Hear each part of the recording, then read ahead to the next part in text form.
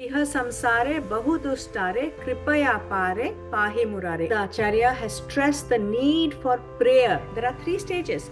You are either in a position where you think of yourself as the body. Then you will need a statue. Talk about it. Think about that God. The more you do, the more you connect. Do the worship. Go to the temple. If you do this on a daily basis, you will connect with that God. It is a very difficult, shoreless ocean, and no matter how much effort we do, we cannot guarantee we'll cross that ocean of life. So the prayer is very important. Self-realization is God realization, has minimum dependence on society, enjoys life like a child or a madman. Now please understand, many people misunderstand this Bhaja Govindam. They think that Bhaja Govindam is saying, or Adi Shankara is saying, don't enjoy, don't create money, don't enjoy life, don't enjoy. No. Joy knowing that this will not last, and knowing that this will not, when you are up against a terrible calamity, it may not come to your rescue. But what will come to your rescue is that connection with that unchangeable consciousness which controls your mind, and through your mind controls your sense organs,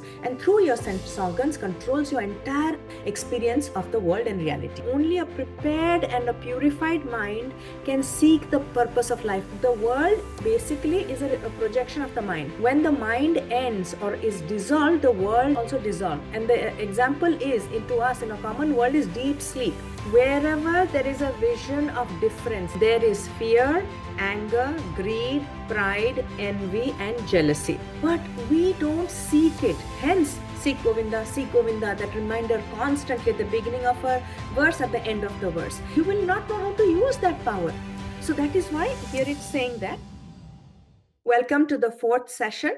As usual, I will recap what we did in the last session, and then we will invite Rakhi to chant the 11 through 15, and then we'll move on to the next 5 verses. So last session 3, we talked about we discussed verse 11, which talks about Ma Kuru Dhana Jana Yauvana Garvam, the MP3. That based on which we have so much confidence that we don't need this spiritual practice, this Bhaja Govindam. What was those MP3? Manpower, muscle power, and money power. Versus the Acharya has established that none of these things can rely on it when push comes to shove. When there is a major obstacle in your life, these 3 powers, manpower, muscle power, and money power, cannot help you. Then verse 12, we discussed about the relentless march of time.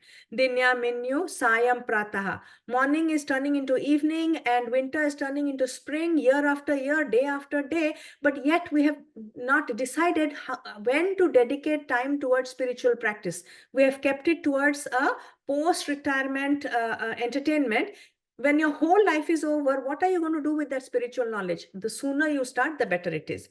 Then verse 13, we talked about Kate Kanta Dhanagata Chinta. Why are you worrying? One of the reasons why we don't dedicate time for spiritual growth or connecting with that Govindam principle or God principle, which is the power that controls our intellect and mind and sense organ, is because we worry about our relationships and responsibilities. And that verse asks us that when you are not indispensable, when you have no control over anything, what is going to happen the next moment? Why are you wasting your time thinking that if you did not take care of your relationships and the responsibilities, the world will come to an end? The world will go on just as beautifully as before, whether you are there or not there. So the sooner you make time to develop your spiritual practices so that you can connect with that ultimate power that takes care of everything from the galaxies to your body, to your relationship and responsibilities. Then we talked about in verse 14, Jatilo Mundi Lunchita Kesha, because the Acharya suggested that the best way to develop our spiritual practices is to find satsang, the right kind of environment and people that have already traversed the path of in search or quest of the truth. But we have to beware of fake gurus and those who look like these sages and saints by their external experience, whether they have matted hair or shaven hair or wearing orange robes. So they pointed out one criteria, which was the person who is supposed to guide you must have two things. One is must be content within himself and must have equanimity under all circumstances. Only then he or she can teach you that one. Then the Acharya discussed that without satsang, it is impossible to handle our mind. We have been talking about this, that Govinda principle, that the mind has only one rule. It wants to be happy. If the intellect cannot give it the possibility of a higher happiness, then it will be pulled by the senses to go out into the world and then get entangled and trapped. So then, yes, Bhagavad Gita starts with the first word of Bhagavad Gita is dharma, and the last word of Bhagavad Gita is mama. Between these two words, mama dharma, my dharma, what is the right thing to do, is 700 shlokas talking to us about the art of human making, a man as in human. So without satsang, it is very difficult to do that, because if you don't have the guidance of people who have traversed this path and who have mastered their mind, who have connected with that Govinda principle, you will make three mistakes. And we discussed the first mistake of people, how they handle their mind, truant mind, wild mind. First we discussed is one of the unintelligent ways of handling our mind is indulgence. Whatever the mind and senses want, we say yes, yes, yes, helplessly doing. The previous verse talked about how do we, if you don't have satsang and you don't know how to intelligently master your mind, the first way you deal with it is indulgence. This one is talking about suppression, forcibly torturing the body with willpower, but without mastering the mind. So the description given here is sitting in front of the fire at night, not getting any comfort. In the morning also, the sun behind you. At night you will not take a comfortable bed or a comfortable comforter. You're shivering and you're clutching your bringing your thighs close to your body, you're shivering. What is this image telling us? And how begging food in your own hand, you don't even have a bowl to get a food, and sleeping under a tree. So what is that image the Acharya is trying to create here? That it is the exact opposite of what was described in the last verse. Indulge, whatever your mind and senses say, do everything. This is opposite. Whatever your mind and senses want, don't give it anything. Forcibly, with willpower, you suppress yourself. Do not allow yourself to enjoy life at all.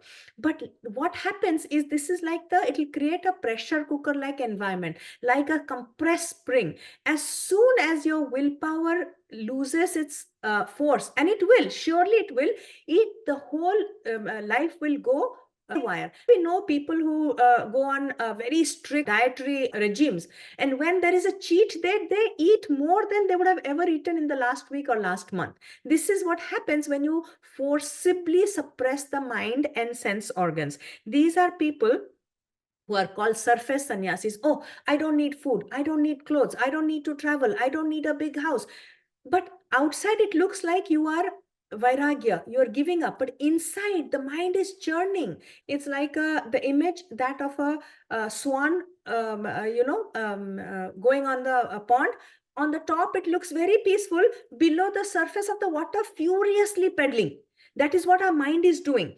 So what happens is that the thing to understand, they have not understood, it is not controlling your mind forcibly, because if you close your eyes also, the mind is still active.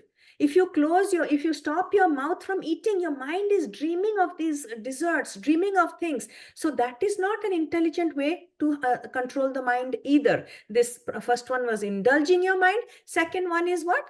Suppressing your mind. Neither of these two are intelligent ways of handling the mind. What we do need, and we mentioned this in the last session, is sama, dama, titiksha, uparati, shraddha, samadhan. Some of you may have heard, maybe hearing these words for the first time, but the more you hear, the more you research, you'll understand. Sama is mind control. If you want to control your senses, the first control you have to bring is to your mind. Closing your sense organs, getting information into your system. Like when we clean a drawer or a house, do we keep on buying things when we are cleaning our closet? We stop buying until we clean our closet, right? Similarly, in your mental space, sama is mind control, dhamma is sensory control, Then titiksha is forbearance, equanimity in the dualities of life, joys and suffering, and praise and humiliation. Both you should not lose your equanimity. Then comes uparati, slowly detaching from the worlds, from the rituals and social expectations. Slowly, upa is near, rati is love, going closer to that higher possibility of peace. And then comes shraddha. Even though you don't experience it in the beginning, you must believe that so many others before me have experienced this, that if I stick with this program, I can also merge with that supreme power, which is called the Govinda. Go is sensory, Vinda is power over the senses. How? Through your intellect. When you control your intellect, intellect will control the mind, mind will control the senses, and thereby you will control your experience of your external world. So that one, finally, it's called samadhan. You become one with the power. God realization is the same as self-realization. So unless you have that mental understanding, just mechanically controlling the enjoyment of the world will not stop it from you. In fact, it will come back virulently with a vengeance. Just like indulgence is not the right way to handle the mind, neither is suppression, forcible suppression. So then we also talked about some of the asuras from Devi Mahatmya, because these asuras are our shadow self. These are the ones that are controlling, that are running our life. First to become aware of them, then to know how to get rid of them, because we cannot escape our demons. Demons being our fear, guilt, shame, resentment. So we can only slay them. Slay is what? Walk through our fear. And the reason, and the demons, there are all 6 pairs mentioned in Devi Mahatmya, is Madhu Kaitava, Raktabija Dhumra Lochana, Shumbha Nishumbha. Raktabija we talked about, Madhu Kaitava, first pair. Madhu is cravings, sweetness. We want to go towards everything that we like. Kaitava is aversion, moving about away from things we don't like. How to manage these two tendencies? These are demons inside us. Then comes Rakta Bija Dhumra Lochana. Rakta Bija is every desire you fulfill, thousands will come in its place. Dhumra Lochana is, Dhumra is smoky, Lochana is vision. So you think that by indulging yourself, people say, oh, the one life only, this is the time. If at a childhood, if you don't do this, youth, if we don't do this, in the height of corporate career, if you don't do this, when will you do it? That is the Dhumra Lochana, not having the proper clear vision. And finally, Shumbha Nishumbha. Shumbha Nishumbha are our ego.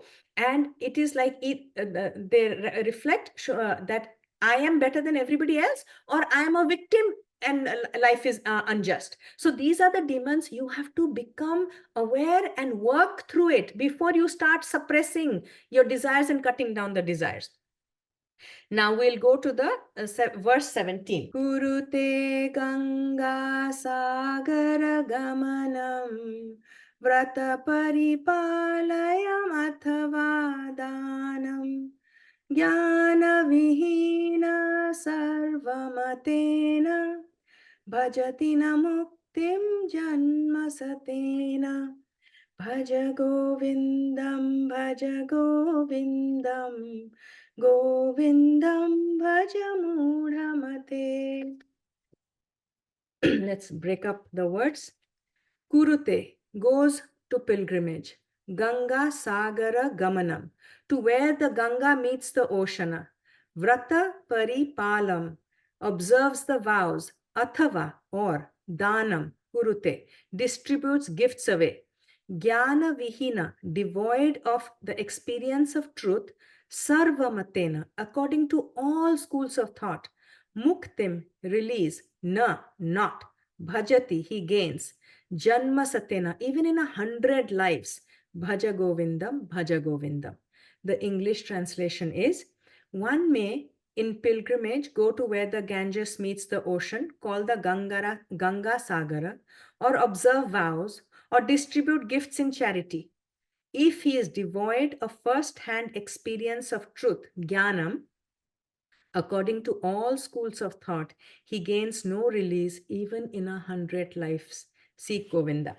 So the third category is, excuse me, distraction. First is indulgence, second is suppression, third is distraction. We have not established connection with that power, but what we are doing is we're distracting ourselves. Suddenly there is some calamity, health problem, career problem, relationship problem, and we try to bribe that power. We try to distract ourselves. If we quickly do a puja, if we quickly do a mantra, if we do some sadhana, if we give away lots of money and make a negotiation deal with God, somehow everything will just fall into place and life will go on as before. So when you cannot control the tyranny of your mind, you end up trying to escape the mind. Somehow you think that if I do this, it'll get better, do that, it'll get better, trying to appease the mind, appease that fear. But when the distraction finishes, you do a puja, you feel good. Within a month, 2 months, the problem comes back. You go give charity to a charitable organization. Within 2 years, the problem comes back. You keep doing some chanting after month. Yes, you feel good, peaceful for some time. Doesn't solve all your problems. People still go through divorce. People still have disease. People still lose their money. So this is a temporary. When we are negotiating and transacting with that power, instead of trying to understand and connect with that power, like imagine if we transacted with our parents, saying that if you give me this, I will do that. If you give me that, I will. Temporarily it will work. It is not a long-term solution. So bhaja, the methods with which you connect, and this pilgrimage, charity, all these things are methods to connect with it, but they are just the means. They are not the goal by himself. We make it a goal. We think that a puja will fix it. We think that the pilgrimage will fix it. We think that the charity will fix it. No, it will only give you temporary respite. So basically what these three verses are saying, that first, it's just like parenting. Modern parents, young parents will relate to this well. You pamper the kid. Whatever the kid wants, you give. You know how that kid will turn out. Or you deny everything. You punish the kid for everything. They're not perfect. You keep punishing them. That will also not work out. Third is, instead of spending time and teaching the kid values and morals and ethics, you use the TV as a babysitter. So these are examples. The Acharya is saying how, if you don't have the company satsang, who will teach you the difference between nitya anitya, that which is permanent, that which is impermanent, artha anartha, that which is worth going for, that which is not worth going for. If you don't understand this at an intellectual level, if you don't have that jnana, that knowledge, then this indulgence, suppression, distraction will not help, only temporary relief. So mind control mastery, or getting to that Govinda state, is a two-step process. First, we have to the purification of the mind, and then we make it ready to receive the knowledge. Without purifying it, we cannot receive that knowledge. And that it is not optional, either or. It is sequential, and it has to come in that sequence. First, you purify the mind, then you can receive the knowledge. So basically it is, the Acharya said, Jnana Vihina Sarva Matena. All schools agree that if you don't have the ultimate knowledge of that God principle, then you will not be able to get to that Govinda state. Go is in complete, the Indriyas, your sense organs. Vinda is complete internal control. You cannot get there. Because if you only go via the path of bhakti, most likely, this is the problem of modern religion. My God is better than your God. My religion is better than your religion. So only by bhakti, if you go, then this is the problem you'll run into. Whereas in jnana, you will understand the path of jnana, the knowledge of this ultimate Govinda principle, God principle. You will realize that there is only one consciousness. Ekam satyam vipra bahuta vadanti. There is only one truth. The wise talk about it in different ways. All the religions, all the saints, all the sages, different ages, different times, different cultures will talk about it differently. But ultimately, there is only one God principle. And that purification, that bhaja part of it, can happen through karma yoga, can happen through bhakti yoga, kundalini yoga, hatha yoga, kriya yoga, any number. But it is not the end, it is the means to an end. Even in the Vedas, there are two major divisions of Vedas. We have, later I will talk about the 4 divisions. There is a karma kanda and there is a jnana kanda. Karma kanda are all the rituals and yajnas and mantras and all those things. They're not an end by itself. It ends with the Upanishads, which is the Jnana Kanda. These karmas and rituals and chantings and yajnas will purify us and remind us, no matter what you do, complete power, complete happiness, infinite, permanent happiness cannot come from the world of objects, from the material world made out of 5 elements. It can alone come from the knowledge. That's why the Vedas end with Upanishads, Jnana Kanda. And very often people ask this question, if we be good and do good, is that enough? It is enough to start. It is not enough to end there. Because if you do good, be good, even to those people, calamities and challenges will come. And if you have not established connection with that one power that pervades everything and orchestrates something, you are going to lose hope and you're going to go aside. You'll be lost. You will be lost. And that, at that point, if you try to connect, it'll be too late. It's never too late, because we have more than one lifetime, but you will not be immediately be able to take benefit of that power which you have not established a connection with. So that Govinda principle, which is the self-realization of that one unchanging consciousness behind all changing material world, that is the Govinda principle. That is the knowledge of that. Until you have that, you will never be free of the ups and downs of life. And all these purificatory processes, all the bhaja will help you get there, but it is not the end in and of itself. And the only way you can get not only way, one major way from the Jnana perspective, 3-step process. There is a 9-step process, what we'll talk about in the Bhaja part, but Shravanam, Mananam, Nididhyasram. Shravanam is understanding and study of the scriptures, understanding it. Mananam is contemplation, going back and churning in your mind. Nididhyasana is practice what you have understood. Unless these 3 is done, very difficult to get to that Bhaja part. So one thing that you will take away from these 3 verses, that is that at the end of it, there is a 4-step process to connect with this, to get to that state of God realization and self-realization. First, when we have no knowledge of the scriptures, no satsang, spending time with the people who have learned, understood, and connected and experienced that ultimate reality, our view is world alone exists. There is no God. I don't see it. I don't smell it. I can't hear it. Where is the God? So world alone exists. Then we get a few knocks from life and we meet some. That is why in the previous sessions we discussed, God has created a perfectly imperfect world. Sooner or later we will get, some challenges which is not here to punish us. It cracks us, because the crack is the place where the light can enter us. Because we are lost, long gone, that God principle will not give up on you.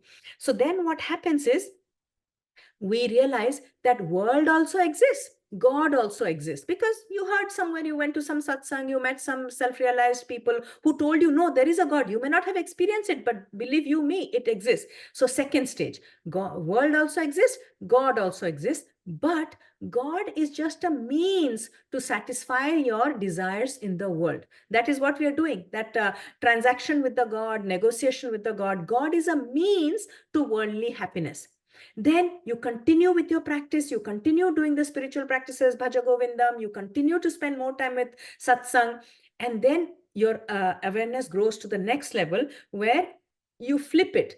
God exists, world also exists, but now the world is a means to get to the God principle. First, it was the only world exists. Then world exists, God exists. God is a means to get worldly happiness. Now, you go one step further, world is a means towards God.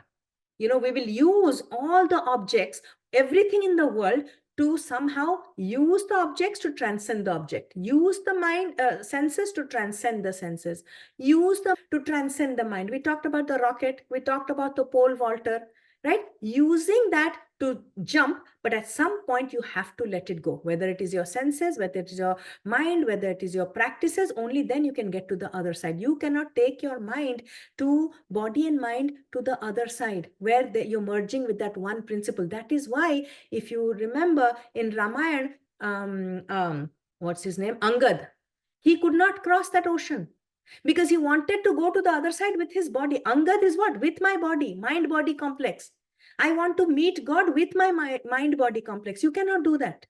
Hanumanji was not identified with his body. His mind was completely under his control. He can drop the mind like that, drop the body like that. Angad didn't, so he could not do that jump. He needed that setu, that bridge to go to the other side. Hanumanji didn't want it. That's the difference between a mastered mind and somebody who is still steeped in body consciousness. You cannot get to that other side of understanding where have I lost my mind, body has been separated from that Rama principle, Ananda principle. So final step. First is world alone exists. Second is world and God exist, but God is a means to worldly pleasure. Third is God and world exist. World is a means to God realization. Finally, you will reach the state that there God alone is. And that God is me. That Govinda is me, inside me. Behind my senses is my mind. Behind my mind is my intellect. Behind my intellect is that Govinda. So this is a 4-step process. Now, since these 3 means doesn't help us to master the mind, indulgence, suppression, and distraction, what does help us? The next 2 verses, the Acharya will tell us what will help us master our mind. And the word concept is sublimation, which is in Sanskrit called pratipaksha bhavana, meaning substituting it. Modern psychology calls it cognitive reframing. So there are 4 steps. You identify that you are having negative feelings. You acknowledge it. You're not denial. You're not suppressing it. You're not indulging it. You're not distracting yourself. You acknowledge it. Then you choose to get rid of it. It will not go on its own. And how do you get rid of it? By sublimating it, substituting it with positive thoughts. So, where is my book? Let's read those 2. Sorry, just a second. Before acknowledge, what did you say? You said 4 things, and then was it just before acknowledge, you said something, and I missed it. Identify. Choose to let it go, and then substitute it. That is called sublimation. It's not indulging. It is not suppressing. It is not distracting. It's sublimating. Or cognitive reframing is what you said. Yes. So now I'll go to the next one, the 18, verse 18. Suramandita tarumula nivasa saya bhutalamajinam vasa sarva parigraha bhoga tyagaha kasya sukham na karoti viraga Bhaja Govindam, Bhaja Govindam, Govindam Bhaja Mudamate. So the English, break up the words. Sura Mandita Taru Mula Nivasa, dwelling, sheltering in temples, under some trees, Saya, bed, sleeping, Bhutala, on the naked ground, Ajinam, wearing skin, deers, Vasa, cloth, Sarva Parigraha, of the possession, Bhoga, of thirst to enjoy, Tyaga, renouncing, Kasya, whose, Sukha, happiness, Na, not, Karoti, brings, Viraga, dispassion, Bhaja, seek, Govinda. So the English translation is sheltering in temples, under some trees, sleeping on the naked ground, wearing a deer skin, and thus renouncing all idea of possession and thirst to enjoy. To whom will not dispassion, vairagya, bring happiness? Bhaja Govindam. So basically, if you notice, the imagery is not that much different from Agrevani, Prushtevanu. Some people will come and say, yeah, but the same thing. He's sleeping in a temple. He's on the floor. He doesn't have anything. He has a deer skin. So what is the different thing here? The difference is that it is, I'll give you the example first, a story of a Zen monk. Once somebody went and asked the Zen monk, what were you doing before you became a Zen monk? He said, I was chopping wood and fetching water. So they asked him again, what do you do? What did you do? How did you change? After you became a Zen monk, what did you do? He said, I continued to chop wood and fetch water. So what changed? The external activities will be the same, but the internal understanding, that detachment. Remember, we keep talking about possessing and or enjoying and trying to possess and be identified with it. So I'll give you an example. For instance, what is the difference between enjoying something and in the present moment, but when it doesn't suit you, dropping it, versus clinging, identifying? We have a house, let's say, or a car. We have a car and we sell that car. Until we sell that car, anything that happens to the car, my car, we get so upset. One scratch here, somebody vomits there, it went through a mud patch, and we clean it, shine it. We don't clean our body so much, but we will be polishing the car. But the minute you sell the car, the person who bought the car from you, he'll walk out of your driveway and he'll have a crash. You will not feel bad. Why? Because you're not identified with that car anymore.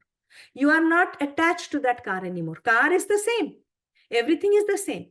So this thing you have to bring to every aspect of your life, whether it is your relationships, whether it is your car, whether it is your house, whether it is your job. You will enjoy it and put your 100% into it.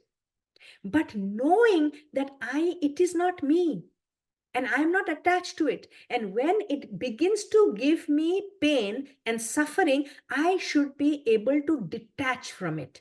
So effortlessly being peaceful, because the image here is somebody who's peacefully sleeping, doesn't need a big expensive house and palace and bed and bedding, can sleep anywhere. Who can sleep so peacefully when the mind is under control? It's not tormenting you with nightmares and overthinking.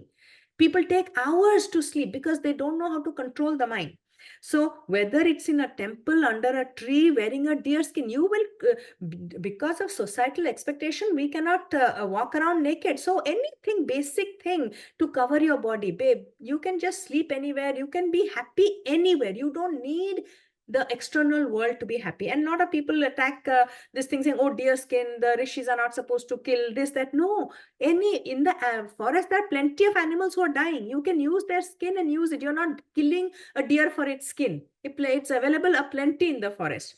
So mind can detach from the world only if we have vairagya. We remember there is the mind. On the one side is the senses. On the other side is the intellect. The intellect has to convince the mind there is a higher possibility of love, of happiness. Where if it's not able to do that, and the reason it won't be able to do that is lack of knowledge, then the mind gets pulled by the senses, and like wild horses, you are out in the world. And this only thing that can happen is through vairagya, detachment. Detachment is not giving up. Detachment is enjoying this house, knowing it will be taken, enjoying a relationship, knowing that it will finish at some point. Either they will die or they will leave my life. Enjoying food, knowing that if it causes disease, I can drop it. So that detachment, because most people say, oh, this is very difficult. I don't want to live a life like that. The Acharya is not saying you have to. What he's saying is ultimately this is what is going to give you that power over the mind. Just think about it. If you want a balloon to fly, how will it happen? First of all, you will have to cut all the strings that are holding it down. And second of all, you have to fill it with a light gas like helium. So all the attachments that are holding us down from going to that higher level of happiness, we have to slowly learn to detach. It won't happen overnight. And that helium is knowledge, higher knowledge that will take you step by step towards a different reality. So basically what this verse is saying, minimum dependence on the external world. Remember the very beginning of the course, we talked about Sukha and Shanti. Two things we want, Sukha and Shanti. Sukha is basically bodily pleasures, material pleasures.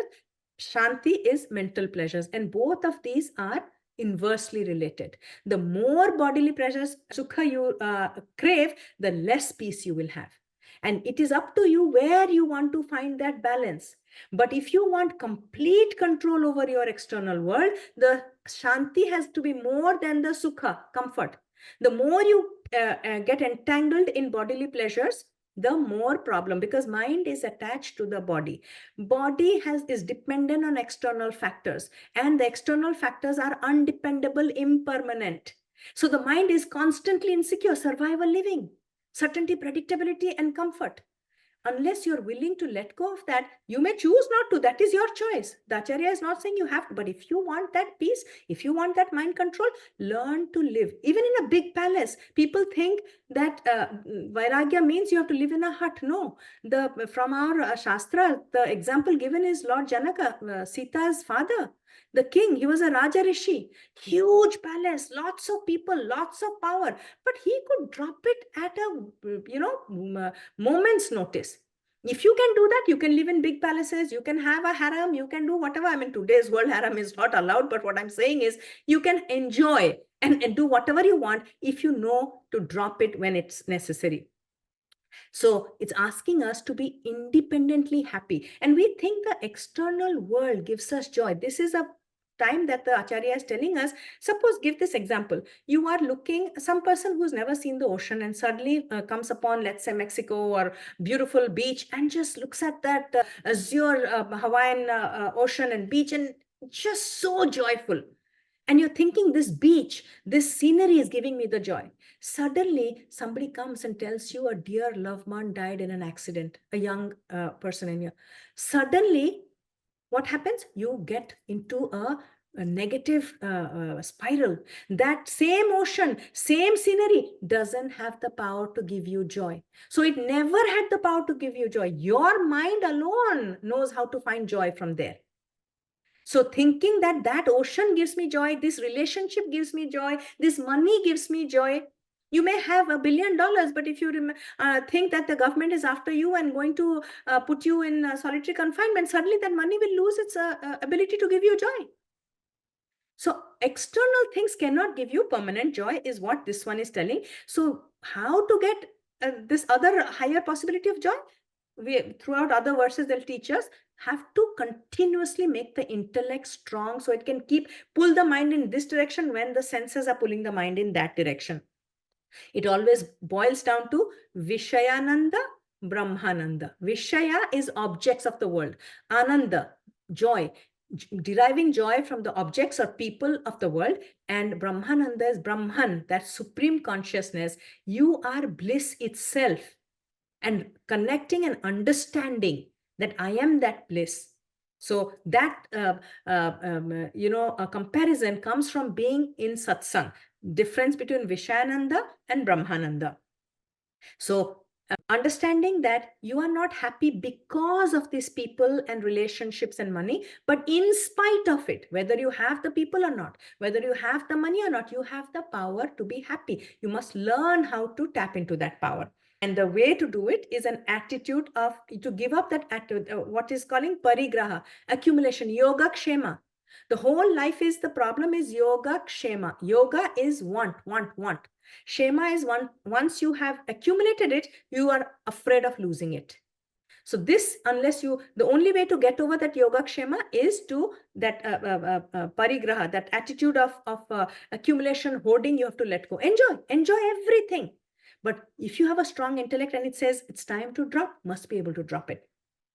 And bhoga tyaga, that is the indulgence factor, that craving, running towards cravings, which is learning the difference between need and greed. And this also brings to mind one of the names of Krishna, which is Madhusudana.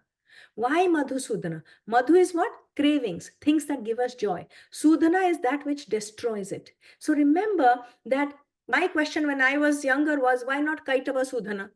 Because Kaitava is aversion. It's very easy to give up things that you don't like, but very difficult to give up things that you love. Madhu is that honey, sticky quality, very difficult to give up. So Madhusudana is when you're connected with that power, you will be able to give up the things that you're addicted to, whatever that addiction may be. Addiction is something you love, craving.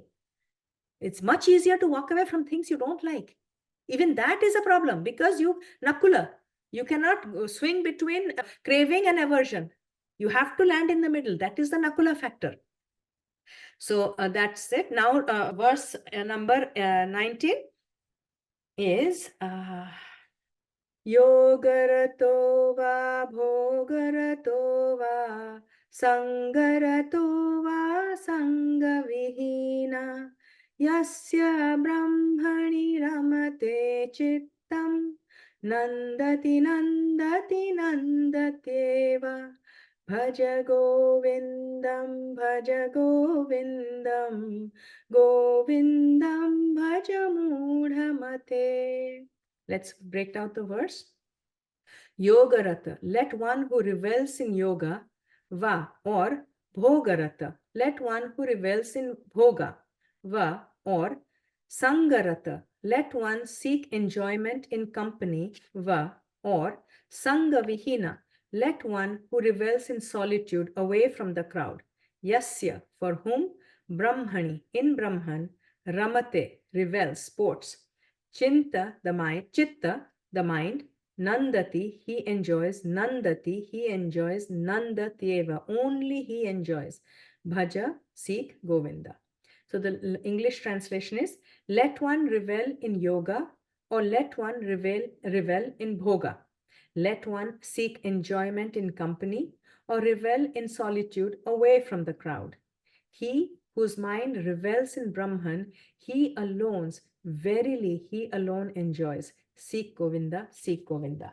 So here the Acharya is telling us that you can enjoy everything, but that you must have this distinction in your mind that the external world is temporary, finite, is going to go away sooner or later. The only thing that is permanent and powerful and will never leave me is my consciousness. So while being connected to that knowledge, understanding that knowledge, you entangle, engage, and enjoy the world.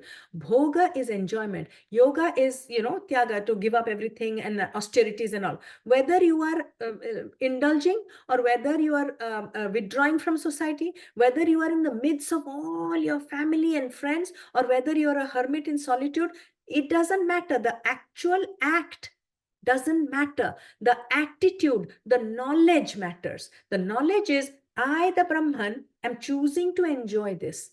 My consciousness is using my mind and my body and my senses to experience this. And when I have had enough, I will close shop and go back. Once we know that. But many neophytes or beginners in spirituality fall into a trap here. This tyaga, tyaga, tyaga. They think they're first going to run away from their family, their wives, their husbands, their children, their work, and they will find joy. The Acharya says, no, no. Unless, this vairagya, dispassion, is something that is to be known inside, not shown outside. And what is to be shown outside depends on your varna ashrama. Varna is your natural, your nature, and ashrama is which stage in your life are you? Are you a student? Are you a householder? Are you a retiree? Are you a sannyasi? Depending on that. So if you have children, if you have a spouse, you have to show them love. You have to take care of them. You have to be responsible for them. You've created this family. You have to be responsible.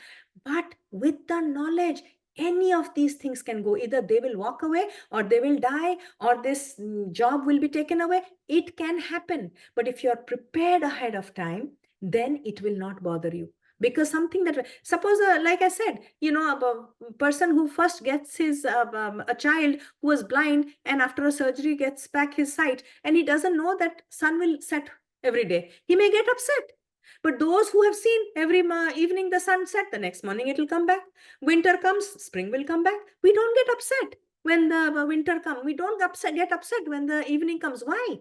Because we know that is the nature, the rhythm, law of rhythm. So that is why enjoying everything, knowing that sooner or later it will go. So vairagya, dispassion, is something which is to be known inside, not shown outside. Oh, I'm Vairagya. I don't buy clothes. I don't travel. I don't eat. But inside, desperately wanting all those things because your mind is not trained. That is what was said, Agrevanu Prustevanu. You're showing to the world fake sadhu, surface sadhu, but inside, if you are like that, then you should donate your entire life saving to charity. But why you're not able to do that? You're not using the money, hoarding the money. So that's not the solution. Enjoy, give. but with the knowledge that it will go. And when it goes, it's fine. Because it's not the end of my life and it's not the end of me. My consciousness is permanent. Everything else is impermanent. So that code understanding in relationships, the difference between codependent, independent, and interdependent. Codependence, without this person, I cannot live. I'll go mad. Independent is I don't need anybody in the world. That's not true. In a world, we are here. Our experience is through other people, through our families, through our colleagues, through our friends, community. So you can't say I don't need anybody, because we do need it. We know it. It's a show. When we say we don't need anybody, oh, I don't need anybody. I'm the only one doing for others. Interdependent is doing your duties and receiving, when other people are doing their duties, receiving that. So that is one thing you have to know. And only that person can enjoy life. Nandati, nandati, nandati eva. Will continue to enjoy, whether the ocean is there or not, money is there or not, job is there or not, position is there or not, lover is there or not, doesn't matter. Yoga rate, bhoga rate. When you're enjoying, you're enjoying. When you don't have anything, also enjoying. Sangha rate, with people you're enjoying. Sangha vina, without people also you're enjoying, because you know the source is within, source is not there outside. Last verse for today, verse 20. Bhagavad Gita kinchita dhita Ganga jalala kanika pita Sakrita piyena murari samarcha Kriyate tasya yamane charcha Bhaja Govindam Govindam Bhaja Mudhamate. The breakdown of the phrases. Bhagavad Gita, the Bhagavad Gita, Kinchita, even a little, Adhita, has studied. Ganga Jalalava Kanika, a drop of Ganges water, Pita, has sipped. Sakrida Api, at least once. Yena, by whom? Murari Samarcha, worship of the Lord Murari.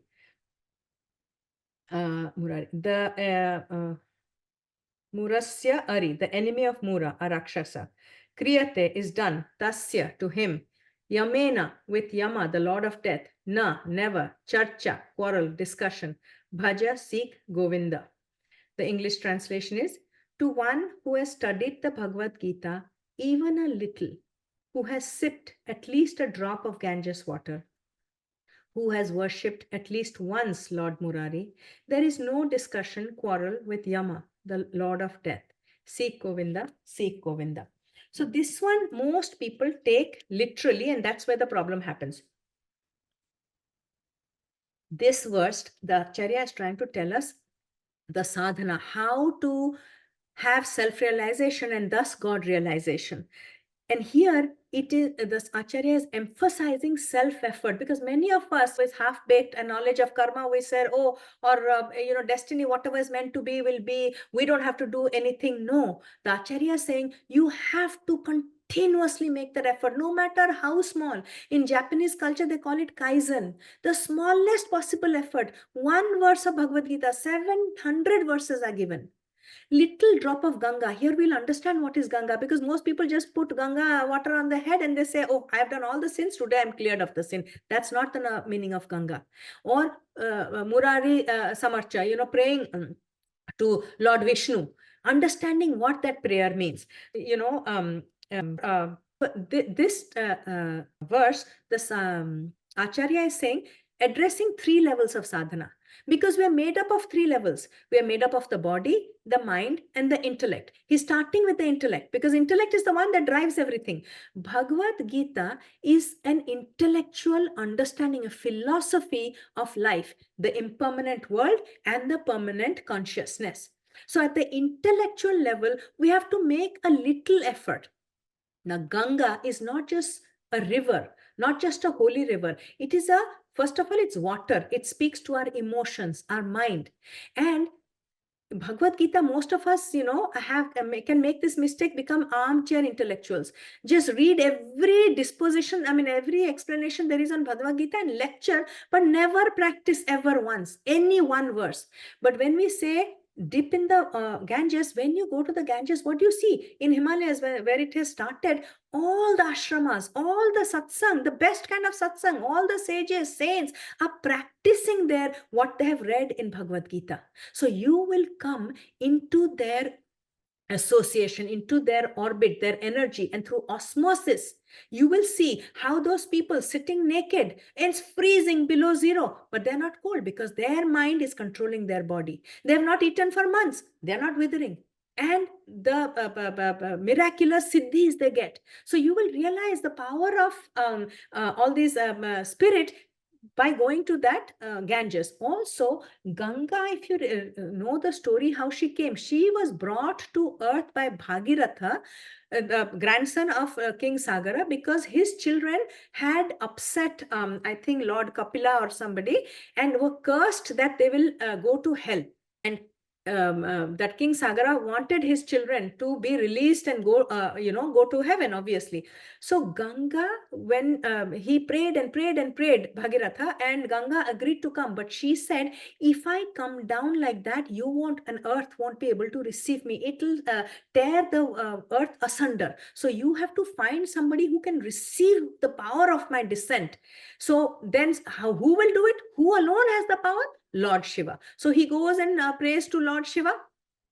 And Lord Shiva says, yes, I will receive. If she comes, I am sitting in meditation. She can fall on my matted locks. So Ganga comes and falls on Lord Shiva. Lord Shiva, being Lord Shiva, is lost in his meditation. He is not releasing Ganga. So Bhagirathi goes and talks to Lord Shiva and begs and prays and says, please, I need Ganga to go and release my pitras, my ancestors who have to be released. So finally, Lord Shiva allows Ganga to flow out of his matted locks and goes into when it comes out, there is a rishi called Janvi. He drinks the Ganga and he sits there quietly. Again, Bhagirathi goes and says, please, please release this Ganga. She has to, release my ancestors. So it comes out of Rishi Janvi's ears. Finally, it flows and over the place where his ancestors are dead, and it releases them. Now, this symbology you must understand. Ganga represents the highest knowledge that most people who have not trained their mind will not understand. You need somebody like Lord Shiva, who's called the Adi Yogi. He is the one who taught the Saptarishis. So that knowledge must be received when the supreme consciousness is, in that Brahman form, which is no qualities, no form, no name. We don't know anything. It's like deep sleep. But when it comes out, it has to come through the form of of an idol, which we associate with Lord Shiva, the symbolism. Today, I cannot go into the deep symbolism. Shivaratri will talk about it. So first, it has to be received by Ishwara. But that's not enough. Ishwara now has to give it to the rishis. So the rishis now, it came out of the ear. So you will hear it from this Shravanam, Mananam, Nididhyasanam. So the ultimate knowledge first comes down to Ishwara. From Ishwara, it will come to Adi Yogi, it will come to Sapta Rishis. From the Rishis, now it will spread in the Gangetic plain or the earth. So that is the meaning of getting a dip of Ganga, not just literally drinking water, but going and understanding at an emotional level, mental level. You will see the practice of that knowledge that you get in Bhagavad Gita. And finally, what? At the body level, Murari is what? Is a name of Vishnu. Again, every name is very, very important. It's just not a name. Mura is a demon who was very egoic, like most demons.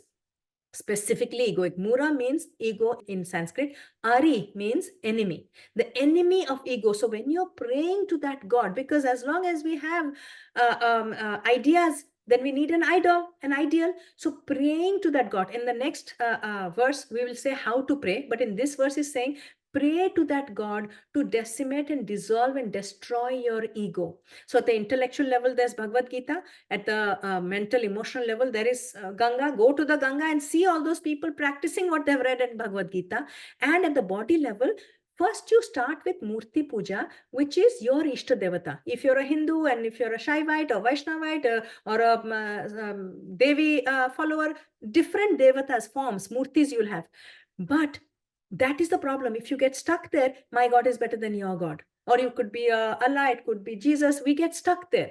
But here it says, the Acharya says, first you start with Ishta Devata. What is you are comfortable with, you are conditioned to, then move on to the Ashtamurti Puja. Ashta is eightfold. And what is eightfold in this world? Nature. Prakriti has, the pure consciousness is conditioned 8 times, and it is express and manifests itself as Prakriti, as world. So first you start with a Murti, but then you start worshipping everything in the world. And we talked about that last time. Rishi Yagya, we talked about Devata Yagya, Pitru Yagya, Manusha Yagya, Bhuta Yagya. That eightfold Prakriti you have to learn to pray. And then why he's saying very little, because in the beginning we'll get overwhelmed. We cannot do it. But if you look at any of the mantras, any of the stutis in the Vedic tradition, it all ends with a phala struti, meaning there is a candy, there's a something to make you come towards it. Oh, if you read this once, you will get money. If you read this twice, you will get name and fame. If you read this thrice, you will destroy your enemies. On the one hand, we are saying that the knowledge, ultimate knowledge, takes care of it. Why are we worried about this? Because the rishis knew that on their own, people will not come towards spiritual practices unless you give them something, an incentive. And I'll give you an example, small example before we end this, is that a child, in the beginning, when you tell the child, read, it's good for you, does the child read? No. Doesn't study for the exams. What do you say? If you read for study for 1 hour, I'll let you watch the TV for 10 minutes or 15 minutes or 1 hour or half an hour. If you do this, then I will give you this candy. So what happens when the child is forced to do it? At some point, the child starts to enjoy the subject, whatever subject is appeals to him. And he realizes that he doesn't need the incentive anymore. Similarly, with spirituality, first our rishis say, if you do this mantra, you will get this. If you do that stuti, you will get this. But after a while, we realize we are not doing the mantra or the Bhaja Govindam to get something. It is not what we get, it is who we become in the process. We become Govinda. Slowly we are retreating one kosha at a time, one sheath at a time. We are able to control our senses, then able to control our mind, then able to control our intellect, and then we merge with that Govinda principle. So that is why start very little, because it's very intense information. That's what this verse talks about. And also another thing is when to do these practices. That also, in satsang, if you are in that company of those people, they'll teach you that all the bhaja part of it, the 9 things, we don't do all the time. Depending on the time also, the practices are more efficacious or less. When you get up early in the morning, your body is not awake, your senses are not fully awake. That is a great time. When we say Brahma Muhurta for meditation, you are taking the help only of your mind. You are not taking a bath. You are not talking about arranging 40 different things for the puja. You're not thinking about getting your mala somewhere. Just meditation. That is the sattvic energy in us. The clear clarity and energy of clarity is within us. So meditation is perfect early morning. During the day, there's a lot of agitation. Rajasic qualities come out. That is the best time to do actual worship, to use not only your mind, but your chanting and puja, all your body and mind and tongue and everything you use, because you need the support of your body, your mind, and your intellect to actually stay connected to that Govinda. And as the day starts winding down, then it's a good time for chanting, because you don't again need the body, and you just use your mind and you use your organ of speech. So depending on your time also, these practices have been advised. And if you are in satsang, you will be advised that all the time, don't try to do everything. If you get up at 3 o'clock and try to do a yagya or puja, you're going to be discouraged very quickly. If you try to do meditation in your office at 12 o'clock, you will be discouraged very quickly. So understanding this is the power of satsang is what the Acharya says.